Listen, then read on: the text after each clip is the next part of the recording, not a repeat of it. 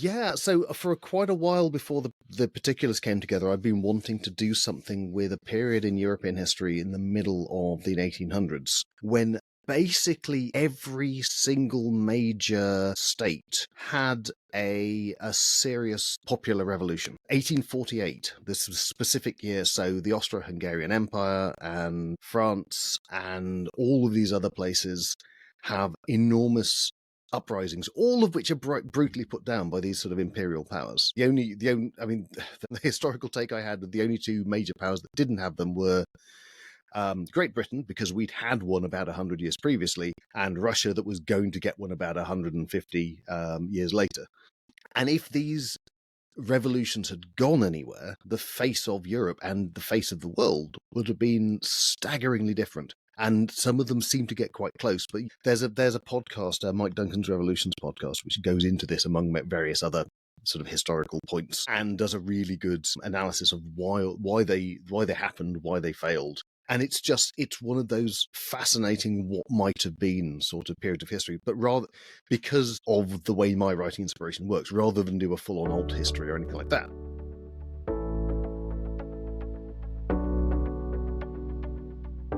Hello and welcome to It Means What It Means, the podcast in which a guy with some college and a day job usually has long-form conversations about biblical texts. Today, however, I'll be talking with a fantasy and sci-fi author named Adrian Tchaikovsky. I will save other thoughts that I have for the back end of the episode. But fair warning, if you came here because you wanted to hear about biblical texts or religion or theology, this one may not be for you. I do still think you'll enjoy it, but I could be wrong. So listen, don't listen, skip to the end.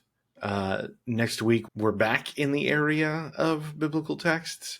So if you want to skip through the episode and listen to the preview of next week's episode, no judgment here. I appreciate the download. If you hear that preview for next week and you're listening for free and you think, man, I'm really excited, I want to hear what this Javal Coleman guy has to say, you don't have to wait. It's already available for $5 a month over on Patreon. Just become a supporter. Again, it's only $5 a month. If you're interested in other ways to support the podcast, whether that's following on Facebook, TikTok, Instagram, YouTube, what else? Threads, Twitter, all the social medias, or subscribing wherever you're listening for free right now, great. That's fantastic. If you want to give me some feedback, you can do it on any of those platforms. The quickest, most direct way, and I do keep an eye on my spam folder. If you're wondering, what if it goes to the spam folder? Email me at itmeanswhatitmeans@gmail.com. All one word, itmeanswhatitmeans@gmail.com. I will stop my intro there and say, enjoy my conversation as I did with Adrian Tchaikovsky.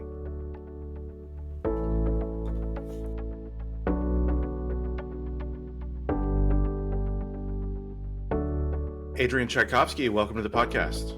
Oh, thanks for having me on. It's a pleasure. It's a departure, probably for the listeners who are used to hearing me talk to mostly academics about biblical studies or clergy. But I was really taken by your series of books, the Tyrant Philosophers, which consists of City of Last Chances, House of Open Wounds, and Days of Shattered Faith. And so I wanted to reach out and have you on this podcast. And, you know, full disclosure, this was probably a weird invitation for him to get, listeners. So if you sense any trepidation, it's because a stranger cold called about a mainly religious podcast. But will you get us going by telling us a little bit about yourself? Yes, certainly. I'm a science fiction writer from the United Kingdom. I started off with fantasy books. I became kind of well known for fairly hard science fiction books, mostly about giant spiders from outer space. I am still writing fantasy, and this is my current fantasy series. I'm now a full-time writer. I've previously been a variety of other things to pay the bills, mostly in law. As in like a a lawyer, or I guess you'd call them solicitor, or what? Well, yeah, lawyer. Yes, I mean lawyer. It was, it's a very junior type of solicitor, basically. But yes, so lawyer is still the umbrella term for the profession.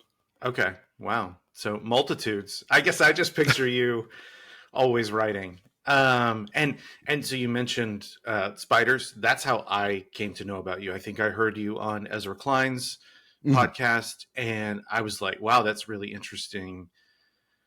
And I remember telling a friend and coworker who studied entomology, like, dude, you should listen to this. And we would, first thing in the morning, like we had both been listening to it on the way into work, and he, yeah. So you got two fans over here, but that's how I came to know about you. And I will say there is a very moral and an interesting moral point of view, I think, in your writing, whether you fancy yourself religious or not. I think you're proposing some interesting things. So, but particularly with regard to the Tyrant Philosophers, um, I mean, I can recap it, but I may focus on certain things. How do you describe that So series? it's a secondary world fantasy. It follows, in a very very approximate sense, it's kind of a 1700s 1800s vibe. So it's not sort of a medieval fantasy as they traditionally are. It's a world with big imperial powers. It's a world with a fair amount of industry going on, although the industry is driven by magic. There's an awful lot of magic, which is very commonplace to the people in that world because they make use of it. The main thrust of the series, and seen through various points across the world, is the Palasine, who are effectively sort of colonialist atheists in a world where there are very, very tangible gods. And they, having kind of freed themselves, as they see it, from their own admittedly rather nasty religion, are on a crusade to bring perfection and reason to the world, which basically comes down to stealing as much of it as they can get their hands on, imposing their own ways, and melting down everyone's gods for raw magical energy. That's much better than I could have done. Okay, was there like an historical antecedent, or some contemporary context that kind of motivated you to write this series? Yeah, so for quite a while before the particulars came together, I've been wanting to do something with a period in European history in the middle of the 1800s, when basically every single major state had a serious popular revolution. It's 1848, this specific year. So the Austro-Hungarian Empire and France and all of these other places have enormous uprisings, all of which are brutally put down by these sort of imperial powers. I mean, the historical take I had, the only two major powers that didn't have them were Great Britain, because we'd had one about 100 years previously, and Russia, that was going to get one about 150 years later. Um, and if these revolutions had gone anywhere, the face of Europe and the face of the world would have been staggeringly different. And some of them seem to get quite close. But there's a podcast, Mike Duncan's Revolutions podcast, which goes into this among various other sort of historical points, and does a really good analysis of why they happened, why they failed.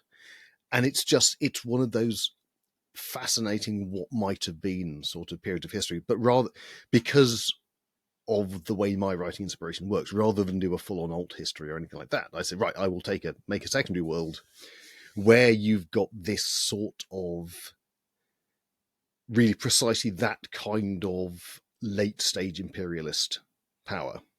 So it's not sort of your kings and knights or your Roman Empire type stuff. It's very, very much these big fighting and trading empires, like the British Empire, sort of the Napoleonic French, all that kind of era, and seeing how that the imposition of those kind of power structures then gives rise to the pushback, and how the pushback can fragment and fail or work. And in each of the books, I take a different kind of lens on what's going on. and we see over the course of the whole thing, we'll see the whole Palatine sort of apparatus begin to fragment and collapse under its own weight. But it's all told through the viewpoints of basically very small people trying to get on with their lives while all of this stuff is going on. So, and I mean, that's the other thing I think with the historical impetus is the idea this is a street level thing.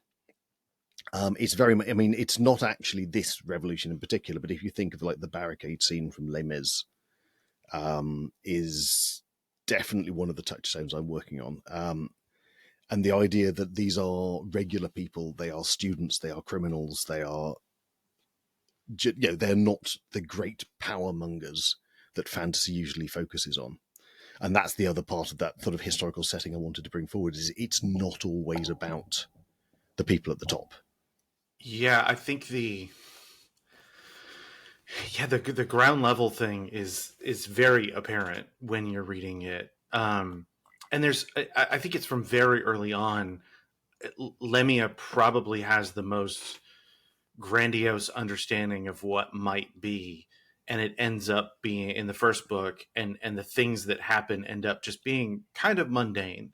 The things that trigger major story arcs are very mundane, which is all I think represented quite well in one of the common threads throughout all three books, and that is Yasnik, or Jack, as he eventually comes to be called. He is himself somewhat unimpressive, but also very impressive.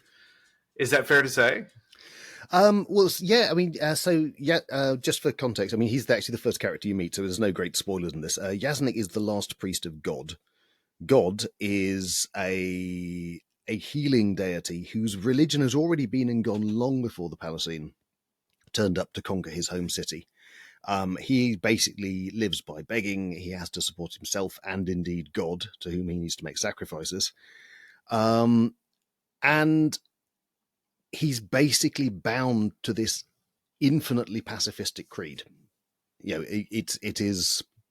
It's turned the other cheek all the way, I guess, in Christian terms, which means he's a character who has no leverage in the world whatsoever. And the point of Yasnik really was there is a standard template for a fantasy hero, and and generally fantasy heroes get what they want out of the world through violence. That is your standard mode. It can be sort of justified defensive violence all you like, but it almost always comes down to, well, you're going to win this by hitting a thing with a sword or something like that. And I wanted to go as far away from that as I could get. I wanted to write a character whose agency in the world is entirely through this kind of passive soft power.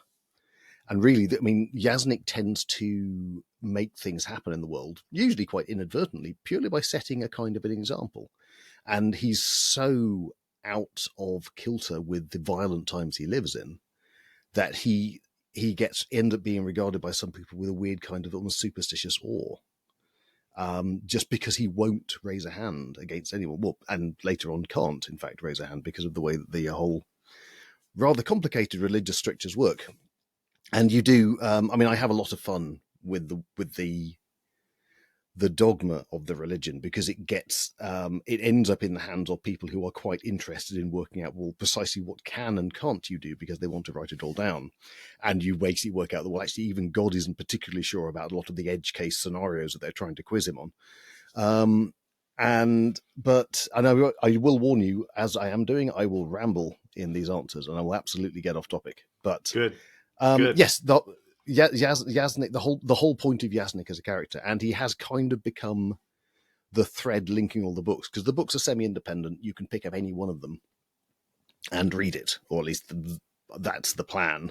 I've got a few more to go, and I'm not sure whether I'll be able to keep that up for the entire series, but you've got Yasnik kicking about at some level in all of the books and just trying to get through all of this sort of tumultuous time without crossing the religious strictures that he's bound by.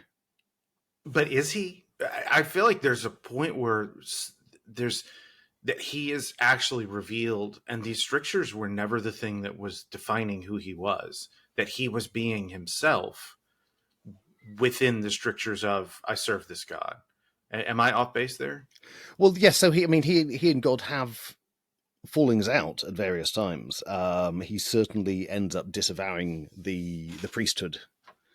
But what he's got really, he's got all the stuff that he was brought up with. And so it kind of almost becomes a bit of a mental block, even when he might be physically quite free to just sort of give vent to, sort of physical vent to his frustration and anger with people. He can't do it. And there are various other things, in fact, he can't do just because he's been brought up very strictly as basically the last adherent of this religion, and he's very dutiful and he's taken it to heart. And even when he knows intellectually that he doesn't really have to do these things, he can't bring himself not to, and it causes him an awful lot of personal difficulties, in fact. And this is one of the ways I think you're articulating quite a bit of theology, whether you meant to or not.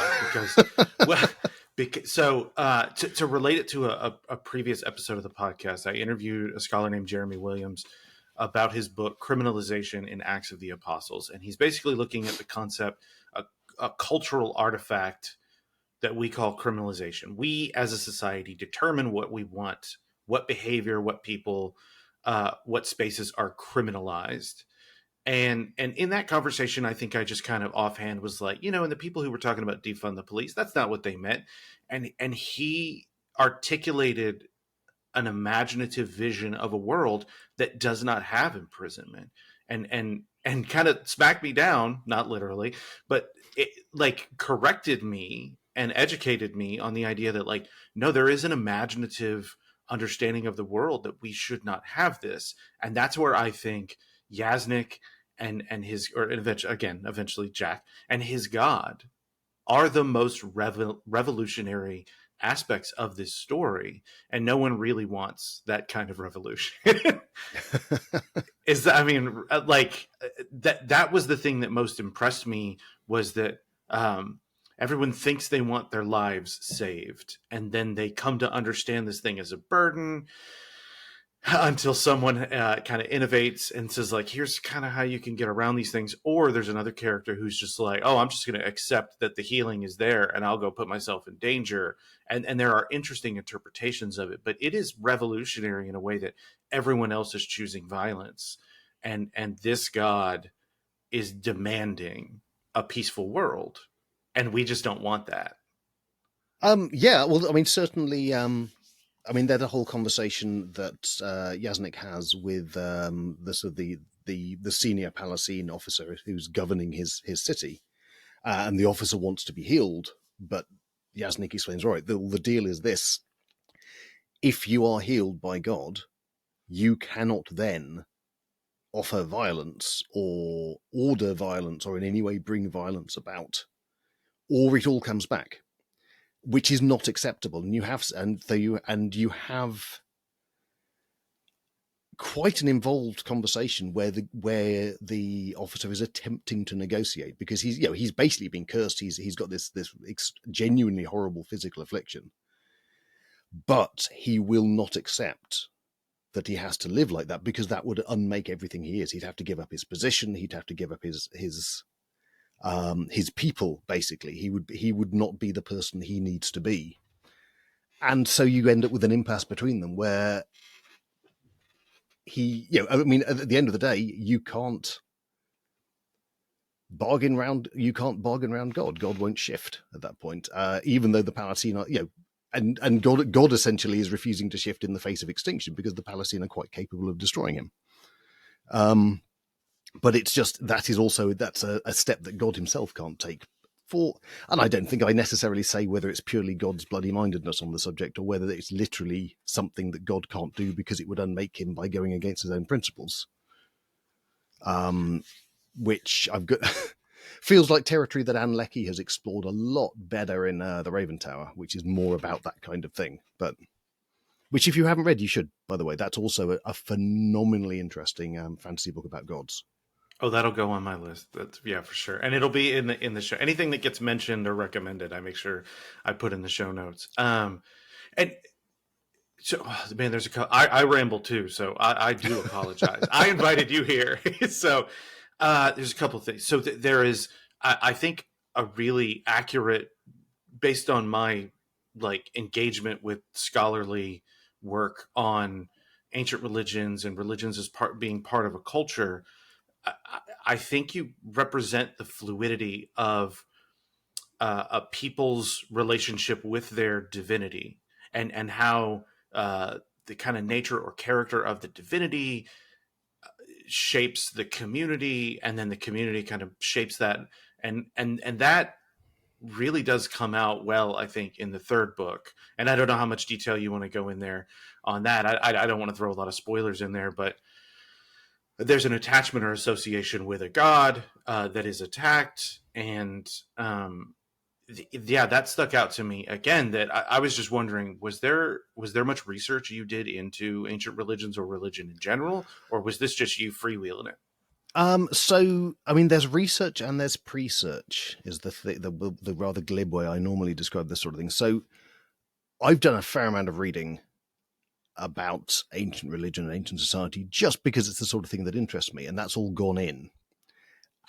So I've not specifically gone off and researched anything for the book, but obviously all of the things that I have encountered are sort of bubbling about and recombining in my head. So from a very selfish point of view, I don't, unless I need to understand something to make the story work, which is often the case with sort of scientific principles when I'm doing hard sci-fi, I will not go out and do a lot of research for a story because I like the freedom of creation, and because research takes a lot of time, and I tend to try and maintain a fairly formidable output of work. And I really, I'm much happier taking in all of these bits and pieces, but then feeding it through the lens of the world I'm writing in, because I'm generally writing in a world that I've sort of created from first principles. And quite often there'll be something in mind that in the real world, but what I'll be doing is saying, all right, well, that's how it works in the real world. But if you have a world where this exists, how is that changed? And then you get something really quite different and hopefully entirely novel out of that, because you've got the axioms of the world you're creating that mean that you're not limited to the way people do things in the real world. So world building is something I heard also on Ezra Klein, N.K. Jemisin talking about world building, and that's made me pay more attention when I read some of the fantasy that I read, and particularly yours. This is an expansive world. There's a lot of different nationalities and ethnicities. So how much focus do you put on them and their cultures and geography? How much do all of these different components matter to you when you're constructing the stories? So they matter a great deal. I mean, all of my work is based on a lot of world building. I always start off with the world, and I go into it in some considerable detail. I do a lot of kind of thought experiments of, well, if this has changed, then what happens to that? And if that then changes, what happens to this? And I build up this structure of technologies and magics and societies and factions and individuals, and then basically the characters of the book and the plot of the book will arise out of that fairly organically. So I'm always starting with the world, and it's always really the world I'm most interested in writing about. With these books, it's even more the case, because normally I will still sit down and work a plot out sort of beat by beat, chapter by chapter. With these books, I am creating that world at this particular crisis point, whether it's kind of the city on the verge of revolution in the first book, or the military camp in the middle of the war in the second, and then kind of just letting the characters go, because the book is all about these individuals finding their own path and trying to further their own personal agendas against that grand backdrop. It's much, it gives a really different and really interesting sort of mosaic of a book when you just let the characters get on with it, rather than wanting to follow the big plot. The big plot is just going on in the background, but we're looking at the little stories of all of these individuals instead. I was reminded recently, I love the show MASH, and I think of that because the second book is set largely in a military hospital camp. And I was thinking about, I remember when I was in, I don't know, my early 20s, I was saying like, ooh, they should reboot MASH and like set it in Afghanistan. And then I've been rewatching the Sherlock series, and, you begin with Martin Freeman's character just got back from Afghanistan, and these wars that took up so much of the last 20-ish years, 25 years. How much of that do you think influenced these stories, or once you got going on, the colonialism, I guess, metaphor, was that a self-contained thing?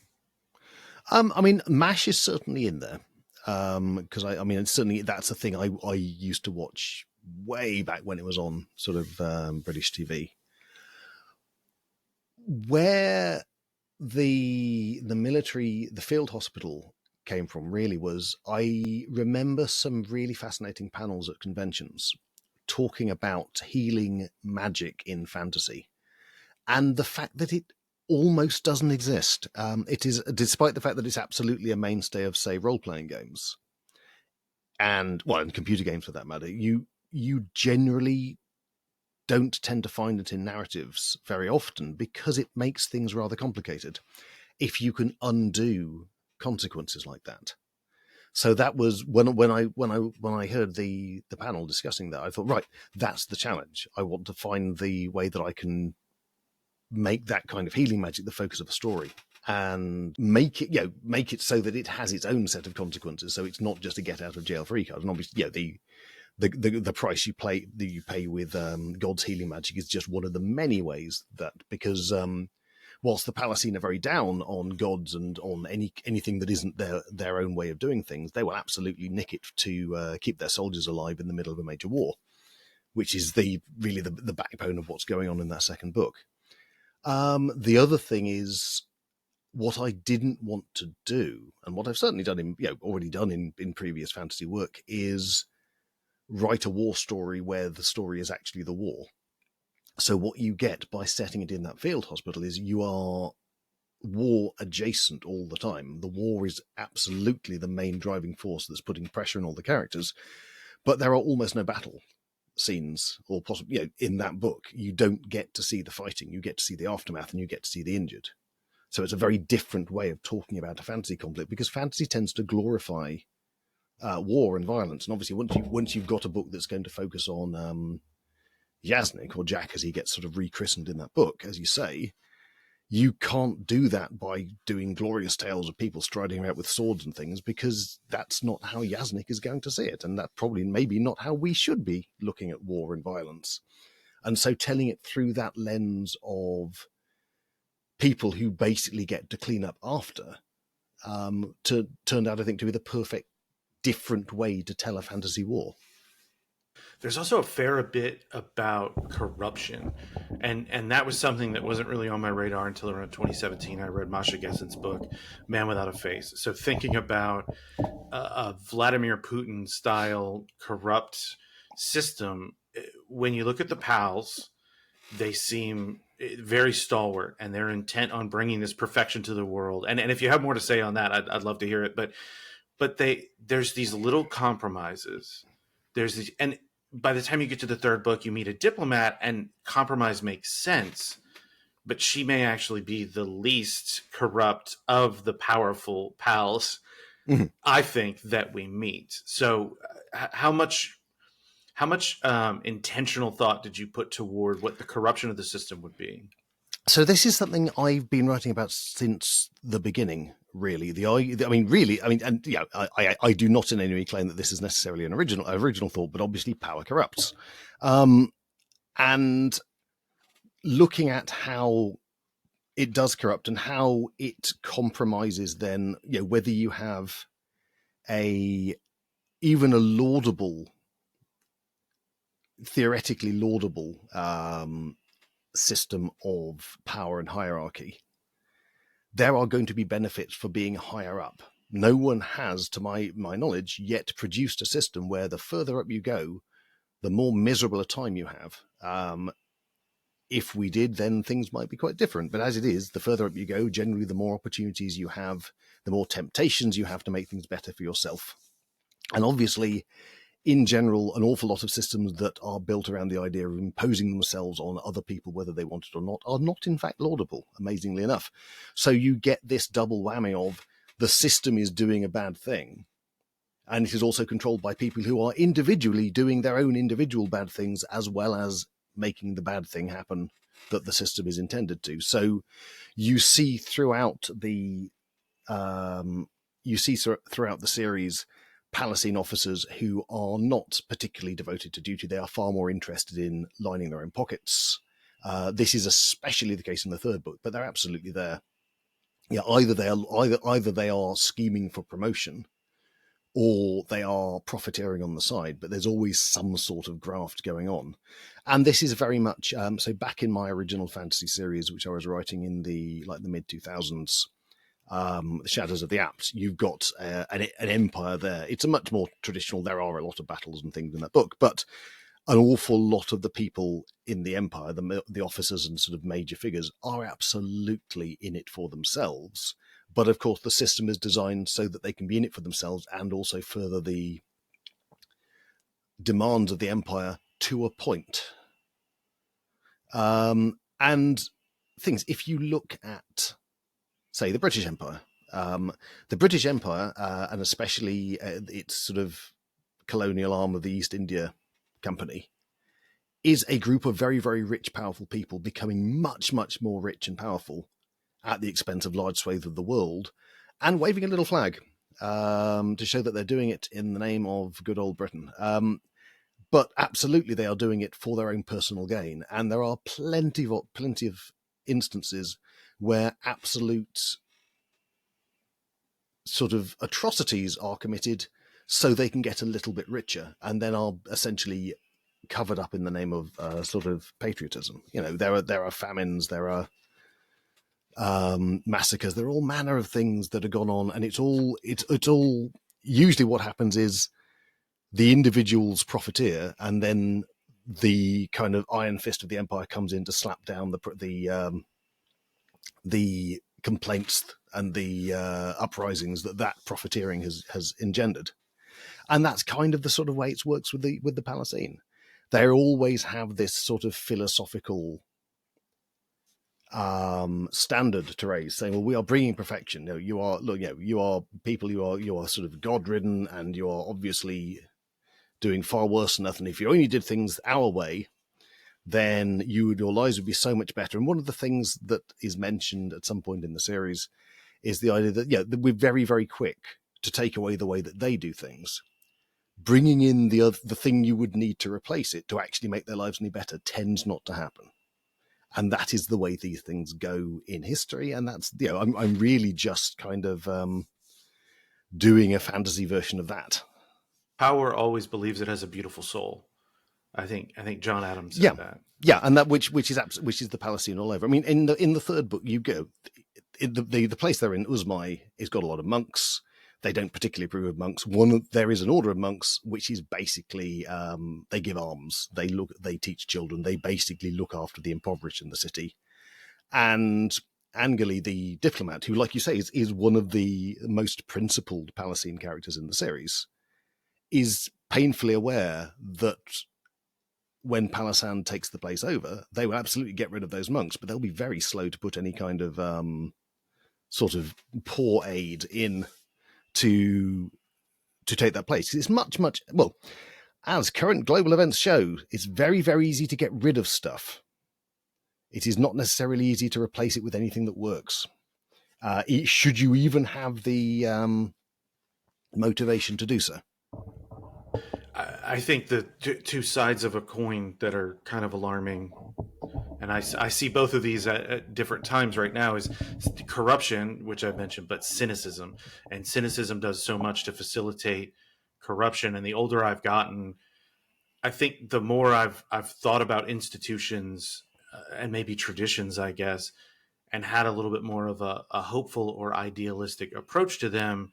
But the older my son has gotten and the more I've been exposed to younger people who are coming of age, I worry about the cynicism that I see, that like, oh, well, it's all bad. And I think all that does is facilitate a critique. So if you look at Gil, you can see there are personal interests for her, and she makes some decisions out of things that she wants. And that does not necessarily mean that she's not principled, but it's very easy to lump her in with people who are making decisions for obviously corrupt self-gain And I worry that sometimes those lines are getting blurred right now to where, oh well, it's all bad, like everybody sucks. So when you point out that person's doing something wrong, they'll just say, yeah, everybody does it. Is the Do you think that there's a message in these stories to combat that, or is it just like, man, it's tough?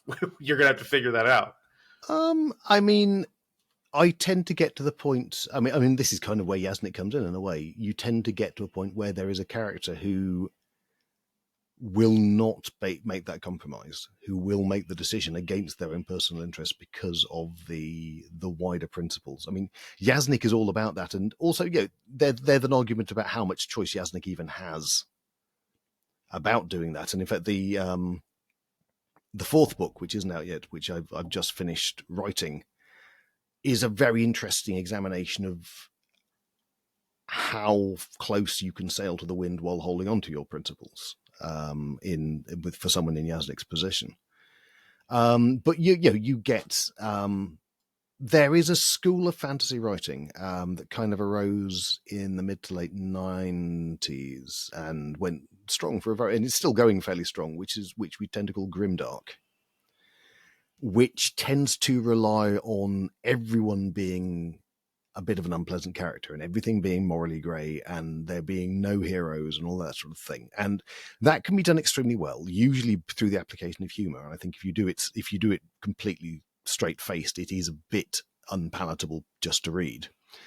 But that was also something I generally tend not to go all the way down that kind of grimdark rabbit hole, because I find it, if you get to the end, everyone is a bastard and everyone has betrayed everyone else, and it's just kind of who ended up stabbing first dictates who's the person who's walking out triumphantly.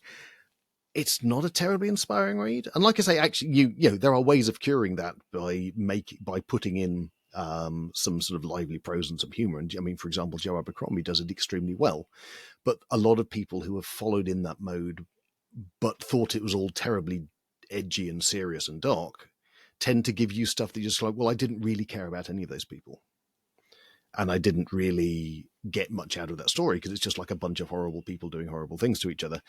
And that's kind of what I'm not trying to do with this, which is why, Yasnik is a genuinely virtuous person, but also a lot of the people you run into, in the same way that I guess the whole grimdark thing is, well, nobody's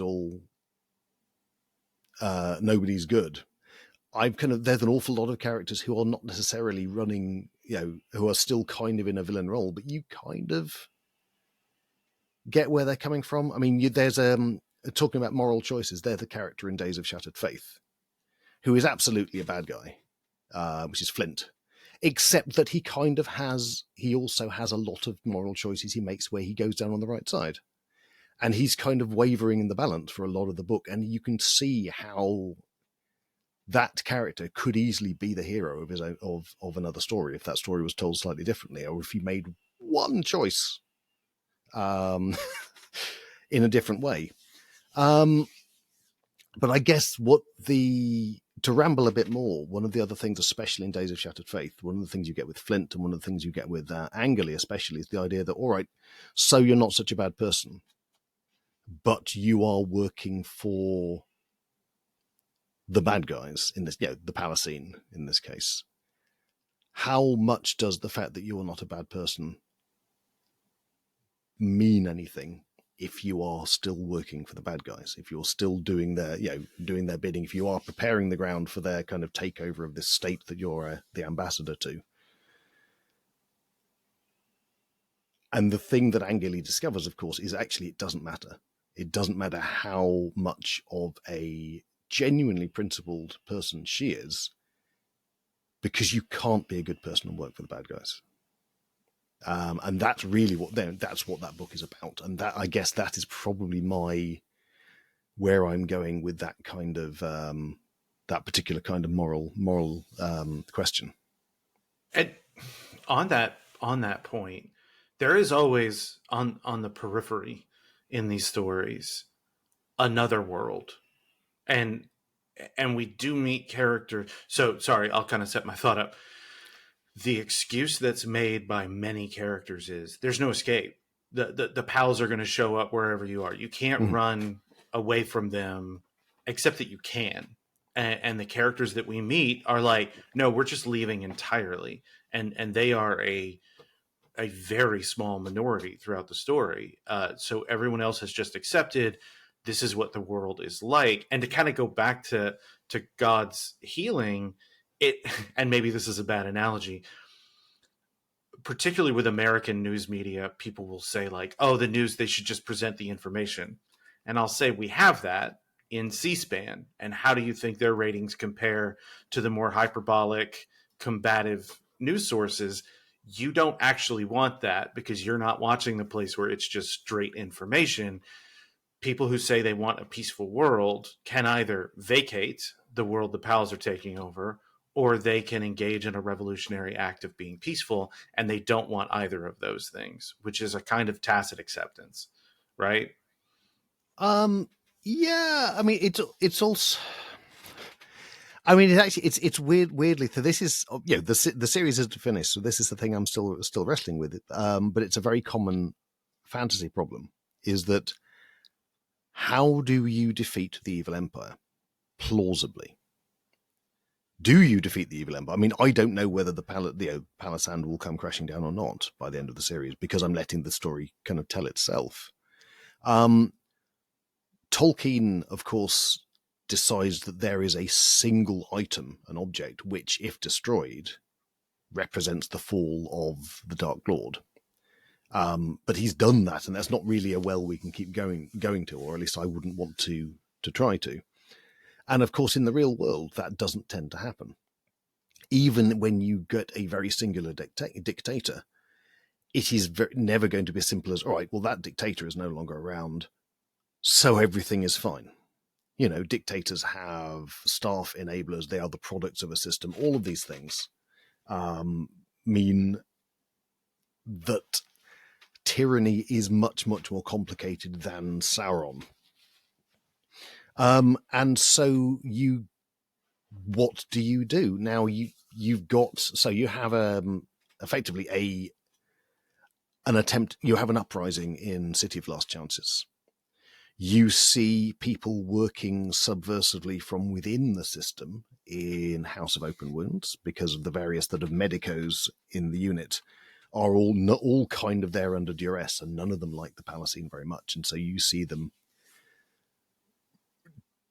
basically just throwing sand in the gears at various points because that's all they've got the agency to do. You see a full-on attempt at resisting sort of the colonial power in Days of Shattered Faith. The next book is going to take place around a full-on siege, again, hopefully without showing any of the actual fighting or as little as possible. But it's really, I think the message in this series is, well, how do you resist the enormous evil empire with its colossal resources and so forth? And the answer is you do it any way you can. And sometimes that does come down to actually we will go. And it's really getting out of the grasp. So there are certain points in this world where you can, with some considerable preparation, get through to other places, other worlds, and things come through from other worlds as well. But that does mean that theoretically there is a way of getting completely clear of the conflict. It is not easy. I mean, the whole of the first book really focuses around people trying to do this. And there are considerable risks involved in doing so.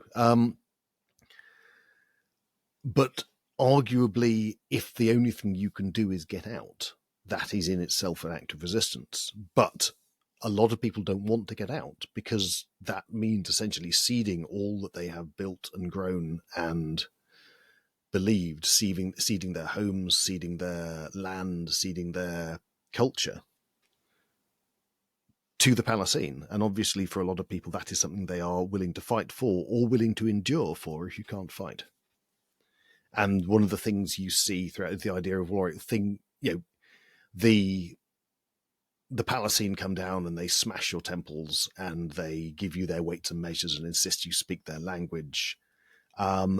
but people hold on to stuff. So you've got in House of Shattered Wounds, you have a couple of sort of former renegade priests who've been drafted in as medics, and they have their gods, and their gods are just as tiny and miserable as Yaznik's god is.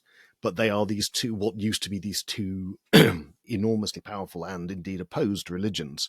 And it's basically come down to these two old people and their two wretched little gods. But the idea is the gods are still there. How should we understand the gods as they exist within this world? Is it just energy concentrated, or and if you say I don't want to answer that because that would ruin something I'm still writing, that's fair. So, well, you've got, I mean, in a way, gods are another thing that actually turns up surprisingly infrequently in fantasy, given how large one feels they loom in the sort of the imaginative landscape. I mean, again, they're very. It's a Dungeons and Dragons thing. You have gods and you have priests and they cast spells and all of that sort of thing. But actual gods that do actual god things are definitely rarer, and usually, there might be like an evil god that is possibly just like a demon thing or something like that. That's the Conan sort of take. In this world, it works a bit more. I mean, one of the things that people have pointed out, and they're right. That I think it must have been a major sort of unconscious inspiration is Pratchett's Small Gods, which I'm sure must be on your radar because it is possibly the greatest book ever written about a fantasy book ever written about religion. But the idea is, so the gods, there is magic energy that comes into the world, and magic energy can get concentrated by human acts. And one of the things that does is it creates gods. And the more the worship and so forth goes on, the more energy is concentrated into the god. And so this is a level of background radiation almost that would be infinitesimal if left on its own. But because of humans concentrating it in objects and places and entities, you get these big spikes where the power is concentrated, and that of course is where the Palestinian economy work, because they go over and knock everything down and render it all down for that magical power and free it back up. So there's a kind of an energy cycle going on. I mean, I do not go all sort of full Sanderson on this and set out exactly how everything works in the books, but I do have this idea, well, there is essentially a sort of a cycle, in that sense of a carbon cycle or an oxygen cycle, that kind of thing going on, but with magical energy. And you can trap magical energy, and that is kind of how you get a god and power up a god. The big difference between that and small gods is that the gods never go away. So even though you've got God with his literal one priest and worshipper at the beginning of City of Last Chances, God is still there. He's just very, very small and very, very miserable. And you see various other gods in a similar kind of state where they've got no worshippers at all, and they're just kind of running feral around the streets of Ilmar, because they had worshippers, and then the worshippers went away. Thank you so much for mentioning Terry Pratchett. I talk about him too much on the podcast, probably for my listeners. So I'm very glad that you brought him up. I love Terry Pratchett. He is a really good example. I am curious, because we're kind of coming up close on time. So you mentioned at one point, God had a name, but it was forgotten. Do you know that name? Can we know that name? Or is that the point, that even you don't know it? So I cannot for the life of me recall what there is. I know there is a name given to the cult in City of Last Chances, which may not be God's, probably isn't God's name. The idea of God having a name was an absolute spur of the moment thing that just turned up in writing. I mean, which is the way a lot of this particular series works, which is, it's unusual to me because I normally plan. In this case, though, I was just kind of eavesdropping on this conversation that Yaznik and God were having. And this was a thing that God came out with, and I found it quite surprising. And I don't think I've ever sat down to think, well, what is the name? And Yaznik is inconsiderate enough not to ask, and so we don't learn it. It may turn up at some point in the future, because Yaznik and God's story certainly isn't done, but probably it won't. And obviously, when that name was ever used, it obviously hasn't been in any way preserved. God is the only one that remembers his own name. And so, yeah, that was just a thing that suddenly occurred to me. Oh, yeah, that feels absolutely right. That's another. God is pretty unlikable for most of the Yep. series, and yet there are moments where God is a sympathetic character, and you kind of feel bad. I didn't know that. I didn't know there was that component to being this particular character. And I'll be vague about that. I'm not trying to give things away because I do think people should go read the book. But on the topic of reading, and this is not Ezra Klein's show, so you don't have to limit it to three. If you were recommending to people who like fantasy but maybe need a better education in fantasy, where would you send them? What authors, what books, what series? I mean, I normally approach this from, well, all right, what do you like already? Do you want to give me a hypothetical start point of what is a book, an existing book that I might know that this hypothetical person has read? I'll pick something recent and popular. So we'll say Babel by R.F. Kuang. Oh, okay, right. Because that's. I think actually, I will. I mean, if they're reading Babel, that's coming in quite on the lit end and quite on the cerebral end. I will always recommend Susanna Clarke's Piranesi, which is possibly one of the best books ever written that I've read, and I don't say that lightly. It's a most astonishing book. I think, given the direction you're coming from, I think you would, if you haven't read it, you absolutely would enjoy it a great deal. I have, and I felt like a book that almost.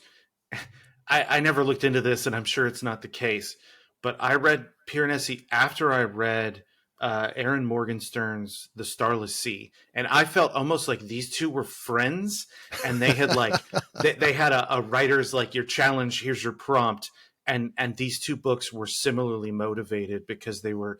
It's not like they're a copy of one another, but they just seem like they're doing the same thing, and uniquely beautifully. So Susanna Clarke, for listeners, wrote Jonathan Strange and Mr. Norrell, and Aaron Morgenstern wrote The Night Circus and Starless Sea. Both wonderful authors. Yeah, I love them. Sorry, I met that with. Nope, I've read some of them. No, that's good. That's good.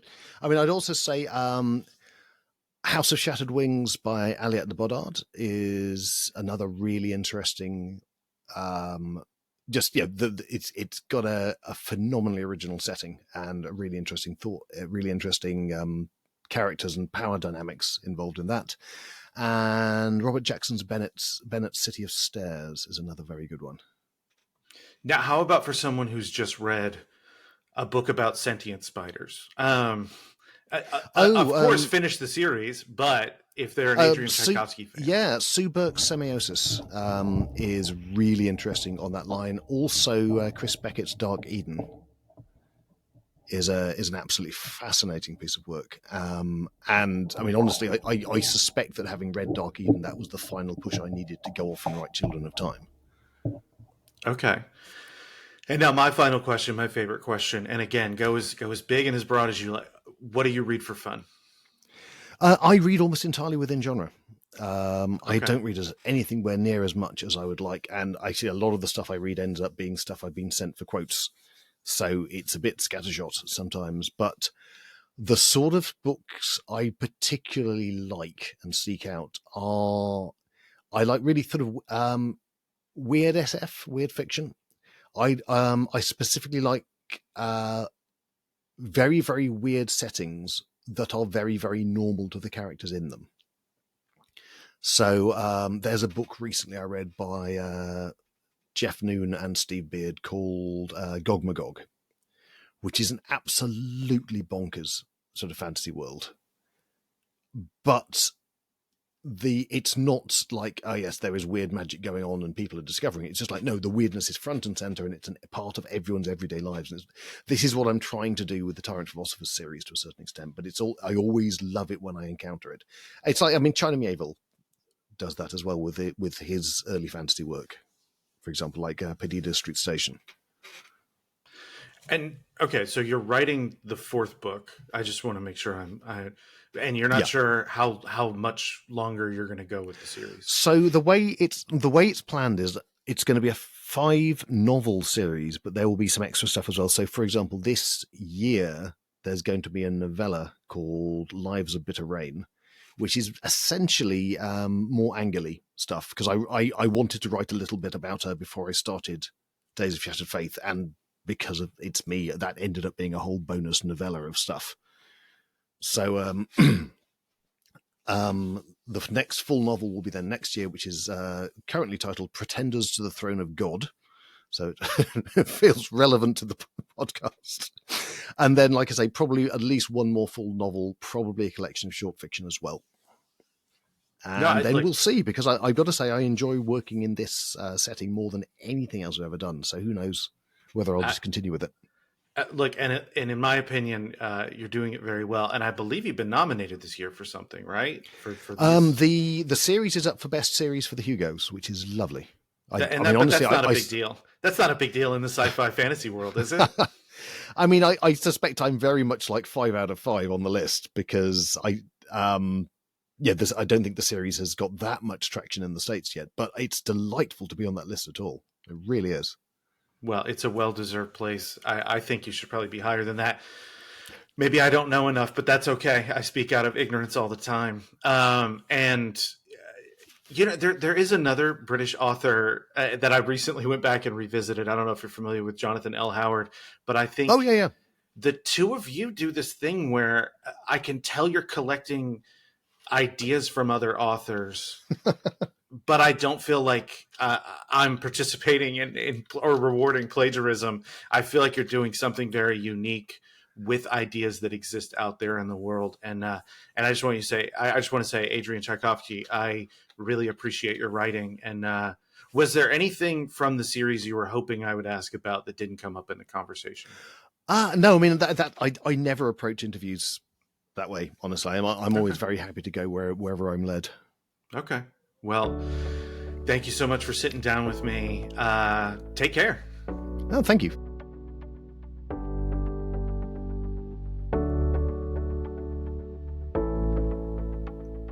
Okay. Thank you for listening. I appreciate you, whether you listened all the way through or skipped to the end because it wasn't for you. I appreciate you downloading, coming by to check in on the podcast, or if you're a regular listener, I appreciate you being there every week. So, yeah, I really enjoyed sitting down with Adrian Tchaikovsky. I enjoy his books. Check out those recommendations, particularly, and he mentioned it a lot, Small Gods. It's in the Discworld series, which is not a series that you have to start at the beginning and read all the way through. The characters change in and out. They are loosely connected, but Terry Pratchett was a brilliant humorist. He was a delightful novelist. Even all through, maintained his ability at a very high level through the several dozen books that are the Discworld series, as well as the other things that he wrote. All of that stuff will be linked in the show notes. Yeah, this was so much fun. Hey, if you're a loyal listener and you're here for Bible stuff, I really do appreciate you. And also, I will be continuing to find opportunities to speak with authors of fiction I really enjoy. I want to broaden the podcast out. This is kind of the first attempt at that. I'm really happy with how the conversation went. Hopefully it will be received by you, the regular listeners, but then maybe also this will be the bridge into the general public that isn't interested in listening to someone talk about biblical text or religion or theology or history or languages or texts or whatever for an hour. Maybe this will be the bridge to them. And yeah, there are several other fiction authors that don't have anything directly to do with any of those main topics. And I'd love to have them on, because I think that there is a real benefit to a conversation about the morals and ethics of fiction. It is, to me, a guiding light in understanding the world and narrative in general is a helpful way for me to walk through the world, develop my understanding of principles, and uh, remain committed to them. And I think if you want to hear more on that, go all the way back to one of the very earliest episodes, my conversation with Stanley Hauerwas on Watership Down and his essay on that. That said, next week's guest is Javal Coleman. He is not a theologian or biblical scholar. He is a classicist. And as I've said before, I really enjoy when classicists go to work in the biblical space. I think it was Nicholas Elder who brought up in his gospel media book a concept that I had not been aware of previously, which was, there are assumptions and methodologies and consensus points of view within classics that the biblical world is a little bit behind. Namely, what he brought up was, biblical scholars tend to think that ancient texts were only ever read out loud. And that's a thing that had been abandoned. That's a way of thinking or a point of view that had been abandoned by most classicists quite some time ago. Javal Coleman doesn't necessarily bring anything like that to the table here. We are talking about ancient slavery, or rather enslavement in the Roman world is the subject of his chapter in the book, Ancient Slavery in its New Testament Context. This is the third episode that we'll be covering a portion of that book. But I like when classicists show up to do work on biblical stuff because they're not necessarily interested in what their conclusions have to say about belief or devotion or liturgy or tradition. And I like that, not because I want to undermine any of those things necessarily. Some of them probably need to be undermined. Some of them probably need to be supported and defended. I'm indifferent to that. What I like is that it is a critical lens that within religious and theological conversations often only happens when someone actually has a dog in the fight. And I really do feel like with classicists particularly, the dog they have in the fight is engaging with whatever their particular specialty within classics is. And so I would say Javal Coleman did a very good job of that. And I'm grateful to Christy Cobb and Catherine Shaner for getting a hold of him. And I'm grateful to him for sitting down with me. I look forward to calling him and bugging him over the years to talk about other work that he does as his career progresses. I've talked enough. Here's a preview of my conversation with Javal Coleman, which you can hear now for $5 a month on Patreon, or you can wait until next week. Okay, thank you. And if you get a chance to love someone, you should take it.